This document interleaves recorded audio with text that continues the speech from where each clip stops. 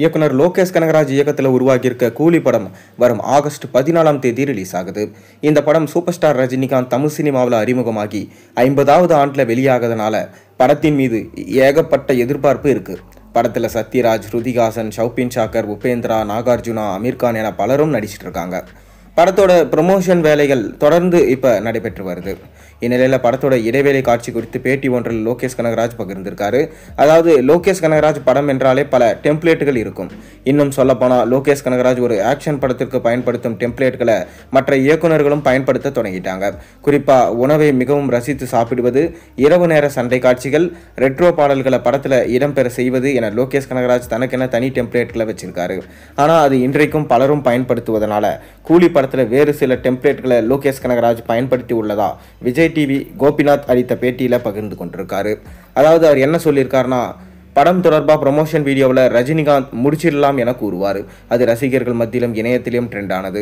குறிப்பாக விக்ரம் படத்தில் கமல்ஹாசன் ஆரம்பிக்கலாமா என கூறுவார். ஆனால் கூலி படத்தில் ரஜினிகாந்த் முடிச்சிடலாம் என கூறுறாரு. அப்படியானா இந்த இரண்டு படங்களுக்கும் தொடர்பு உள்ளதா என்ற கேள்விகளை கடந்த 1.5 ஆண்டுகளாக ரசிகர்கள் கேட்டுட்டு வராங்க. விஜய் டிவி கோபிநாத்திற்கு அளித்த பேட்டியில் பல சுவாரஸ்யமான தகவல்களை அவர் பகிர்ந்து கொண்டார். அந்த பேட்டியில் இந்த கேள்விக்கு பதிலளிச்சிருக்காரு. ரஜினி சாரிடம் தான் கதை சொல்லும் போதே நான் கமல்ஹாசன் ரசிகன் என கூறிவிட்டு தான் கதையை சொன்னேன். அப்படி இருக்கும்போது விக்ரம் படத்தில் கமல்ஹாசன் சாருக்கு ஆரம்பிக்கலாமா என டயலாக் வச்சேன். அதுவும் அந்த டயலாகை அவர் இடைவேளை காட்சியில் கூறுவார். அதே போல் இந்த படத்திலும் ரஜினி சாருக்கு வச்ச டயலாக் தான் முடிச்சிடலாம் என்பது. இந்த டயலாகை ரஜினி சார் இடைவேளை காட்சியில் தான் கூறுவார் என சொல்லியிருக்காரு. இணையவாசிகள் மத்தியில் தற்போது லோகேஷ் கனகராஜின் இந்த பேட்டி வேகமாக பரவிட்டு வருது.